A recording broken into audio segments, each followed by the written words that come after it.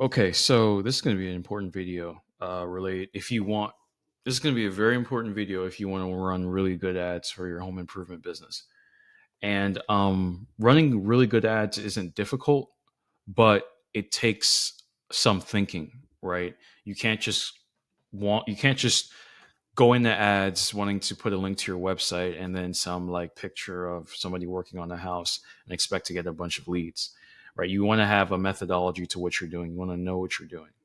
This is whether you're working on the ads yourself, you're making it yourself, or you're hiring an agency or someone to do it for you. You want to look out for these things. Now, first things first, you want to have a really good hook for your ad. What is a hook? It's someone that hooks attention. It's something that hooks attention. It's something that gets attention right off the bat. It's something that's relevant to somebody. So if you're targeting homeowners, you have to think about, well, what would be relevant to them, and we're going to go through that. So hooks act as scroll stoppers, calling out the problem, desire, and the result your audience cares about.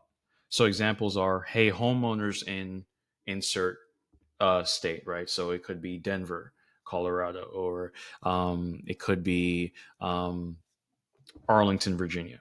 It could be Los Angeles, whatever the city is. It's relevant to the person, so their ears perk up. Tired of high energy bills? A new roof might be the answer. So what you're doing is, I would start with, hey, homeowners. This is what we've tested a lot, and it works really well. Hey, homeowners, do you deal with this problem? So, hey, homeowners, are you tired of high energy bills? Is your home looking outdated? So that's a problem. And then from there, you could, maybe exacerbate the problem. So say, is this issue causing X, Y, and Z? Right. So they're like, hey, wait, they're speaking to me. And also I am dealing with this problem. And then from there, they are more curious about what your offer is, like what you have to offer in the ad, which we'll talk about. So those are examples of hooks. Usually hooks will be in the first sentence, second sentence um, of your ad, right? So call out the location, use numbers, be specific. If they're saving money, how much are they saving?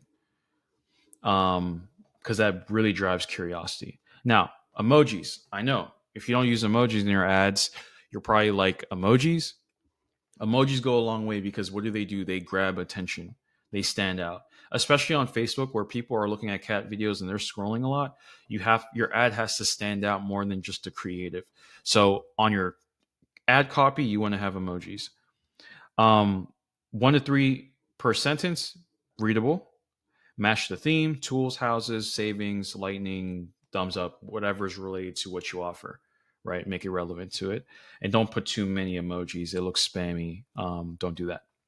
Next, social proof. So what we've tested with our clients is that when you add social proof to your ads, click-through rates go up.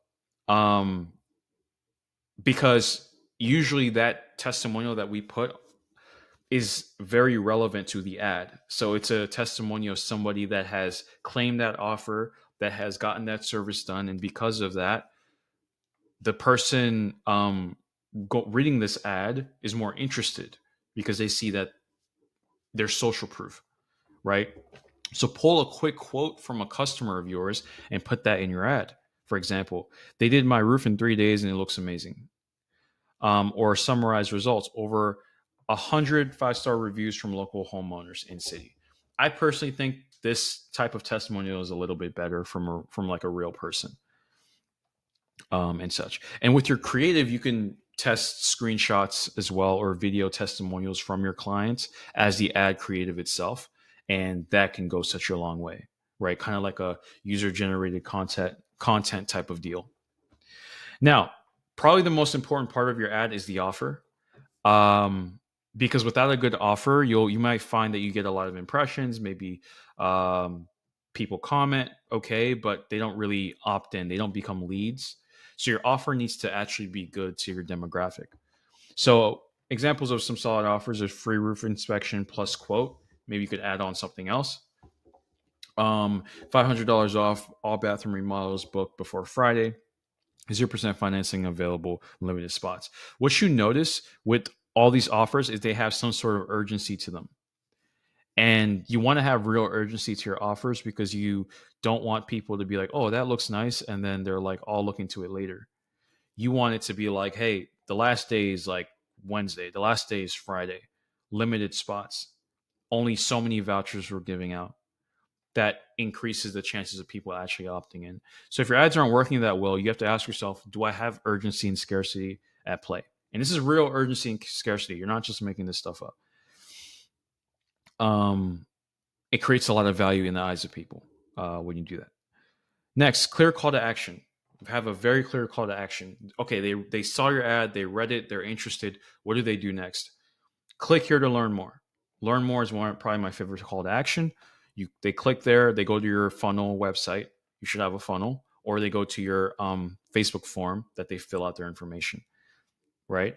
Even that form should be guiding them. Like, okay, they fill out their information. What do they do after? Okay, you'll be expect a call from this number in the next 5 minutes. That's what you should do. That way they know, okay, they're going to call, your company is going to call them in the next 5 minutes, so they should be ready. Don't have them fill out a Facebook form and then follow up 5 days later and they don't know who you are, right? You have to approach Facebook ads with as much, giving, your leads as much context and information as possible so that they actually like know what to expect next. Same thing with your funnel and landing page. And if you need help with that, let me know. So your call to action should be very clear. Send us a message for your instant estimate. Schedule your free consultation today. And on your, if they're going to a funnel of yours, make sure you're capturing emails as soon as possible. That way you can stay in contact with them, email and phone number. If it's a Facebook form, obviously they stay on Facebook, but they still share that information. And you should have automations at play to engage your leads as quickly as possible, like I've talked about in my previous videos. Now, another thing about your ad is you want to have high quality creatives, right? Really good creatives. That the job of a creative's job, a creative's job is to also grab attention. So make sure that you do things that grab attention. Maybe nice colors, nice fonts, maybe not too much text, but good text. Before and after photos, if Facebook allows you, it should, but in some industries they don't really allow you to do that. Short videos, user generated content, as I talked about in the testimonials, text overlay, right, with your offer right there. I also recommend looking at Facebook ads library to get some inspiration from competitors, whether they're local competitors or they're like in a different state. You want to look at the best ads and basically recreate the best ads because they're working. And an ad is doing well on Facebook library, on Facebook ads library, when that company has been running it for like 6 months straight. So that's the key thing there. So to summarize this whole thing, you want to have a good hook for your ads, scroll stopping, specific, emotionally relevant, emojis, that are on brand, that are relevant to your industry, that get attention, testimonial, a short testimonial. Again, I emphasize this because the ads that do really well for our agency, a lot of times there's a testimonial on the copy, like 9 times out of 10. The offer needs to be on point. It needs to be good. It needs to be very relevant to what people care about, right? And get generous with your offer because it's only going to get you more leads, basically. And of course, leads isn't the end all be all because you still need to convert those into customers, but it's a starting point. And such.